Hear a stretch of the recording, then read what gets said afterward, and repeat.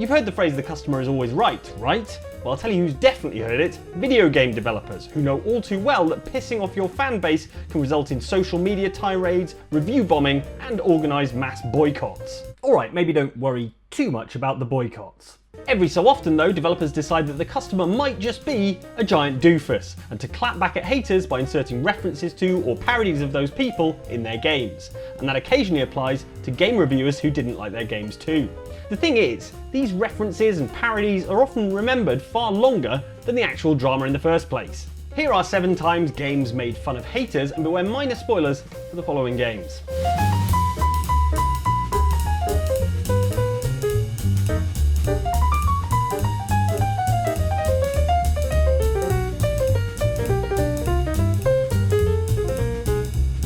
If these translations are correct, the powers of hell could already be on the move. The world must be told of the coming darkness. With its themes of demonic evil and foreboding prophecy, dungeon crawler Diablo III is about as whimsical as a meat rendering plant.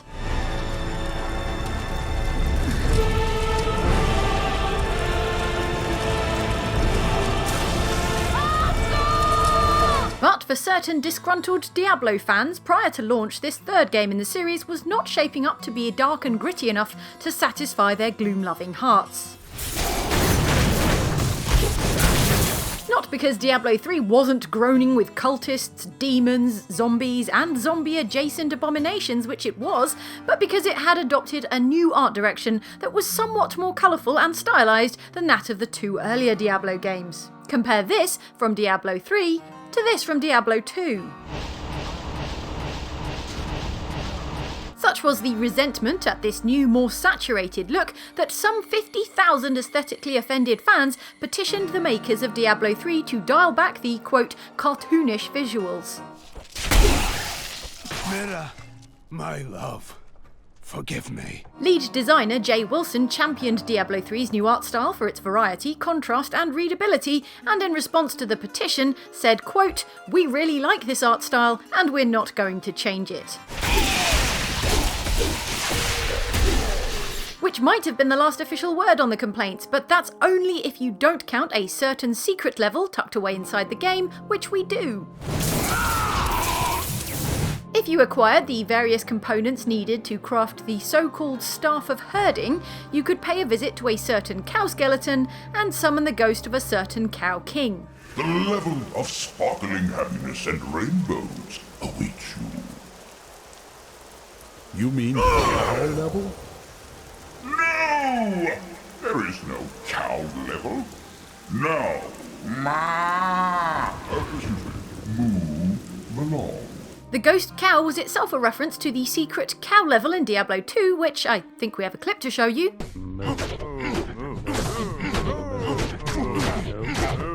But the multicoloured rift here in Diablo 3 didn't take you to another secret cow level, oh no. Instead, you were whisked off to the Technicolor realm of Whimsyshire, much like Dorothy being transported to the Land of Oz, if she then proceeded to gruesomely eviscerate the Munchkin locals. Like the name suggests, Whimsyshire was populated with fairy tale creatures such as unicorns and teddy bears. Unlike the name suggests, this population was evidently designed to be dismembered and smashed flat. This is presumably a vision of Diablo at the extreme other end of the aesthetic spectrum, as far as possible from dark and gritty, where smiling clouds watch you obliterate pastel ponies.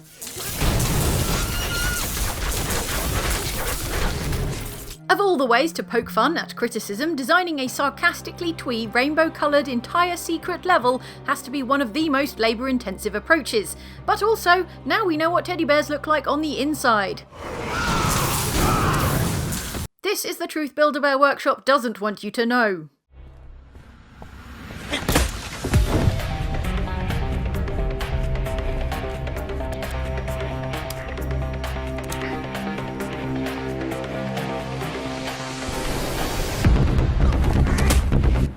In the original Payday the Heist, one of the enemies that players loved to hate was the stealthy Spec Ops cloaker. So when Payday 2 arrived and the guy was nowhere to be seen, it was either some really excellent stealth on his part, or he'd just been left out of the game.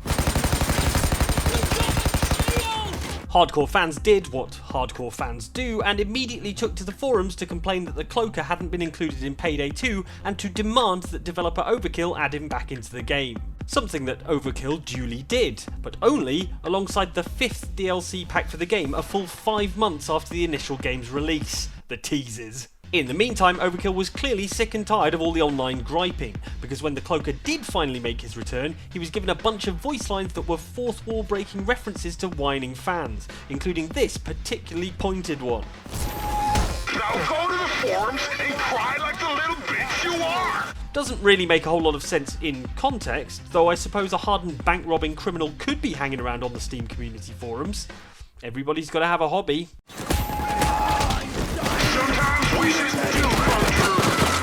There's also more sass where that came from. There are a ton of lines of smack talk, many of them deliberately referencing the fans, that play every time you get taken down by one of the cloaker's fabulously annoying one-hit knockdown roundhouse kicks.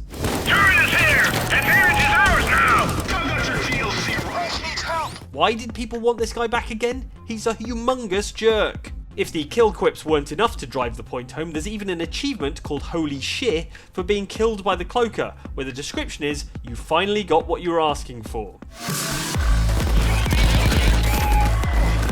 Starting to feel like Overkill took this a touch personally. Anyway, all of this is a massive distraction from the real issue here, which is that Cloaker is a dumb name, because in spite of the budget Sam Fisher cosplay, this is an enemy that never actually cloaks himself in any sense of the word. Cloaker eliminated. Ha! They should call him Croaker, because he's dead, so he's croaked. Look, never mind. Day 13. Resume. What is your name? The Devil May Cry series started life as the very first iteration of Resident Evil 4, when developers thought that, instead of being bitten by zombies, it might be fun to air juggle them with stylish 100-hit sword combos. Let's rock, baby.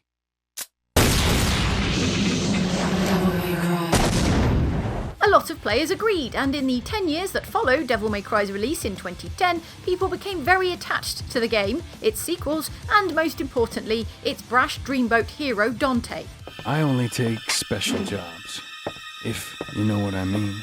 Over the course of the series, new characters and gameplay mechanics have been introduced, but Dante's look remained broadly the same. Leather trousers, red leather jacket, and above all else, a mop of bright white hair like a sexy Andy Warhol. He wasn't kidding. It's like an all-you-can-eat buffet. That was until late 2010 when the series reboot known as DMC Devil May Cry was revealed along with a new look Dante, who dressed like someone on their way to a lecture at art college and whose hair was, critically, short and dark. My name is Dante. You can imagine the online reaction from die-hard Dante fans in certain quarters. Spoiler, they weren't happy. Angry reactions ranged between describing the new Dante as a malnourished emo and complaining to Hideki Kamiya, director of the original Devil May Cry, on Twitter. So DMC developer Ninja Theory knew that a sizable chunk of the Devil May Cry fandom wasn't happy about Dante's new look, and decided to address it in the most diplomatic way possible, by making fun of those discontented fans in one of the game's early cutscenes. Dante, get out of there, you're in danger! At the very start of the game, Dante gets into a fight with a hunter demon in Limbo, who is smashing Dante's mobile home, the pier he lives on, and anything else within smashing range. Is that my coat? How did it get up there?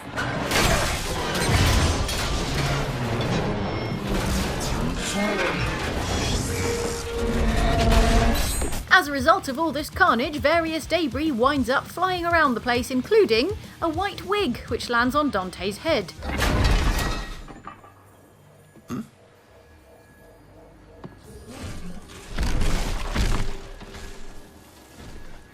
Not in a million years. In your face, haters, the cutscene seems to say, and yet if you persist with the game, you'll discover that Dante's hair turns white at the end anyway, due to his use of his Devil Trigger power. which makes this the rebooted origin story of Dante's hair, I guess. I don't know who I am anymore.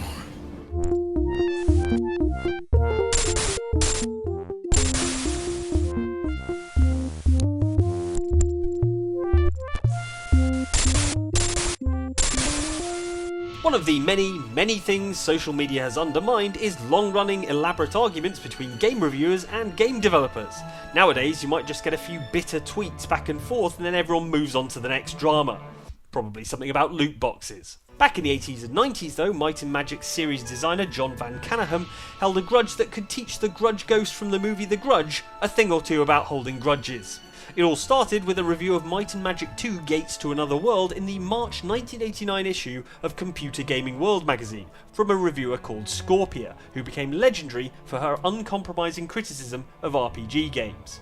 In this excoriating takedown, she highlighted how buggy the game was and described the ending as remarkable for its pointlessness. Ouch! Van Caneghem sent an angry letter into the May 1989 issue of the magazine, as you might, but apparently a public airing of his grievances wasn't enough to placate him. In addition, he hatched a plan to get his own back that would only be revealed a further 3 years later, when sequel Might and Magic 3 Isles of Terror was released. 3 years! I can barely remember beyond the start of 2020, let alone everyone who's wronged me for the last 3 years. Let it go, man!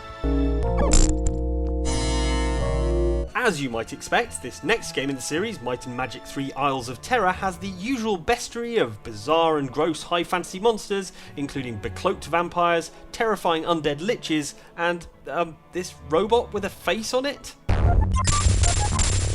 Are you lost, buddy? Do you need help finding your way back to your own game? Van Caneghem's plan for Ultimate Revenge was to include a monster type named after the journalist who had publicly slated his game. The only problem with this scheme is the name Scorpia is obviously a pseudonym, because no parent is that cool. As a result, no one actually knew what she looked like, so what Van Caneghem and co came up with was this. A voluptuous, grey-skinned monster wearing a slinky red dress and... is that a garter? Now, do you want to resurrect Sigmund Freud for this one, or should I? Welcome to Freddy Fazbear's Pizza, a magical place for kids and grown-ups alike, where fantasy and fun come to life. Fazbear Entertainment is not responsible for damage to property or person. Upon discovering that damage or death has occurred, a missing person report will be filed within 90 days or as soon as property and premises have been thoroughly cleaned and bleached. As far as we're concerned, horror game Five Nights at Freddy's has more than enough story going on. A bunch of pizza restaurant animatronics went haywire and are now trying to kill you, and also someone should really look into this place's wiring. Freddy himself doesn't come off stage very often. I've heard he becomes a lot more active in the dark though, so hey, I guess that's one more reason not to run out of power, right? For some fans though, there's clearly not enough backstory going on and the game fails to answer all their questions. Which is why if you turn to the Five Nights fan wiki to learn a little bit more about the game's lore, you'll discover this series is surrounded by more mysteries, rumours and conspiracy theories than the Kennedy assassination. Those wondering what series creator Scott Cawthon thinks of all this fan-made rumour and speculation surrounding his creepy bear jumpscare generator might find an answer in spin-off game Ultimate Custom Night. This was a standalone game Cawthon released for free in 2018 that mashes up over 50 characters from the Five Nights series with custom difficulty settings, allowing fans to tailor their own bespoke Five Nights experience. Sadly, you can't customise it, so you're not trapped in a pizzeria with murderous animatronics, but you can't have everything. Anyway, one of the animatronics included in Ultimate Custom Night is Mr. Hippo, a purple hippo who likes singing, adorable little top hat, and crawling through vents to bite your face off. My friend, you have met a terrible, terrible demise. In contrast to the other characters' death screens, Mr. Hippo's are a lot longer and a lot more drawn out, feeling like a rambling story from a kindly grandfather rather than a triumphant taunt from an animatronic that just ate some of your various important bits for dinner. What, do you not like pizza? Then take you apart all over again. One such hippo monologue, however, feels like it was aimed squarely at the section of the Five Nights fan community that is unsatisfied by the lack of official lore, hence all the speculating about grimdark backstories that don't actually exist.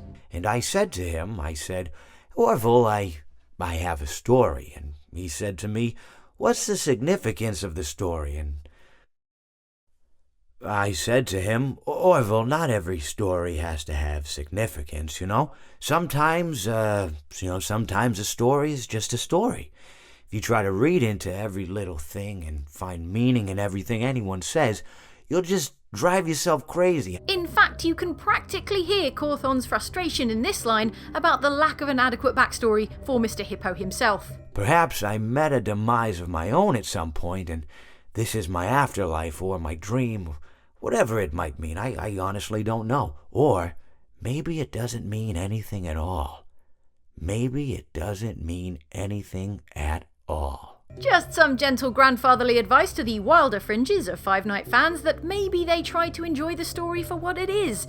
A bunch of animal robots trying to eat you. And what's not to like about that? I mean, apart from the bit where you get eaten. What is this new prison? Is it me trapped, or is it you? The moment I fell to a Shoryuken changed me forever. First, I was racked with anger, humiliation, impatience. All I could think about was growing stronger and exacting my revenge. One of the biggest challenges facing fighting game developers is balance. Well, that and which bizarre celebrity cameos to include as DLC.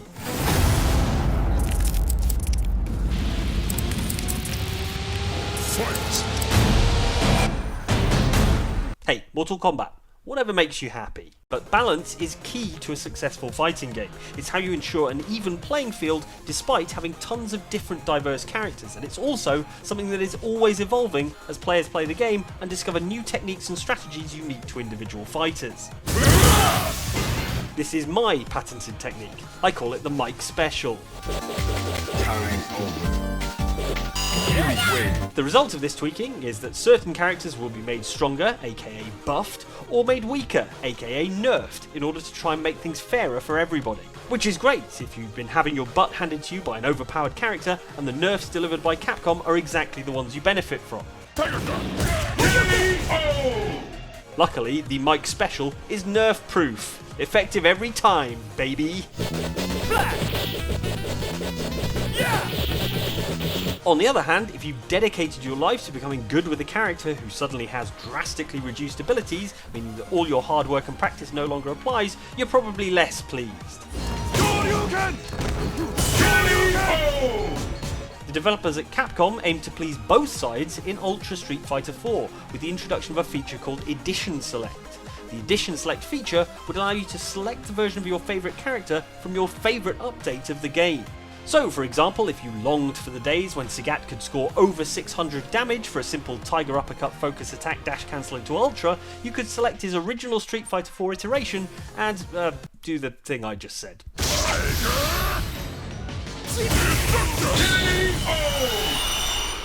Street Fighter being Street Fighter, however, they couldn't resist a cheeky little dig at players who rely on their opponents being nerfed in the trailer announcing this Edition Select feature. The trailer opens on one such Street Fighter fan lying in bed, literally having a nightmare about Sagat's older, stronger form. Sagat! This fan's Sagat nightmare is only quelled when he's able to check the big printed out list of current Sagat nerfs that he apparently keeps at his bedside for this exact reason. The ad then ends with what I think is the implication that not only is he strong again, but Sagat is actually going to come to this guy's house and murder him in his sleep like a muscular Freddy Krueger. That's what I'm getting anyway. Better start practicing, my dude. Have you tried the Mike Special? Too strong. This is Patricia Tanis, and I have found another vault. As you may know, it's on Pandora. Ring! You don't want to hear about that, Vault Hunter. I'm Torque, and I'm here to ask you one question, and one question only. Explosions! Borderlands is a franchise stuffed full of scathing satire as well as unknowably enormous numbers of guns. We're gonna need a lot of guns. Among the subjects, the second game in the series takes satirical aim at are furious gamers reacting poorly to people they disagree with online. Where do they get their ideas? Oh, everywhere. I see. Welcome to Pandora, kiddos.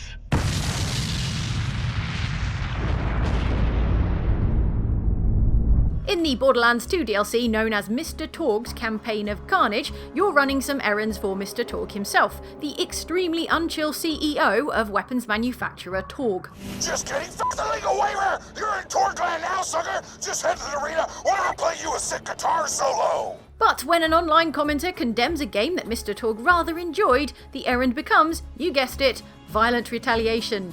Today I'm reviewing Diamond Mercenaries 2. The gameplay's pretty dull. It sucked. 6 out of 10. What? Diamond Mercenaries 2 was awesome! Vault Hunter, find that asshole and kill him because I disagree with his review score! So begins your mission to blast your way into apparently an enclave of video game opinion havers who share their thoughts on the EchoNet in order to punish the opinion haver who gave a game 6 out of 10. I resent you for disliking a game I spent money on! Time to die! My hobby! Somebody disagree with the review! What we have here is clearly a biting commentary on the state and quality of online discourse around video games. It's not clear if Borderlands 2 is responding here to a specific dispute about a specific game. You said Diamond Mercenaries 2 sucked, but you gave it a 6 out of 10, which implies it is above average! It was just my opinion. But as a video game itself, Borderlands 2 knows too well what it's like to be mired in the swampland of heated online debate about contentious review scores. So, much like with any angry argument about a video game review score that turns personal, no one comes out of this mission looking especially great. Just don't get Mr. Torg started on the stealth sections of Triangle Quest 9, for God's sake. The stealth sections of Triangle Quest 9 were a great change of pace from the regular gameplay! Burn in hell, you bastards! There you go, another artisanal, handcrafted video game video made just for you. And if you'd like to watch some more artisanal, handcrafted video game videos made just for you, there are a couple more on the left-hand side of the screen. And if you'd like to really do us a favour, you should find the little notification bell icon thing below and click that for us, because it means you'll be notified every time we produce a video. It super helps us out. Thanks very much. Bye.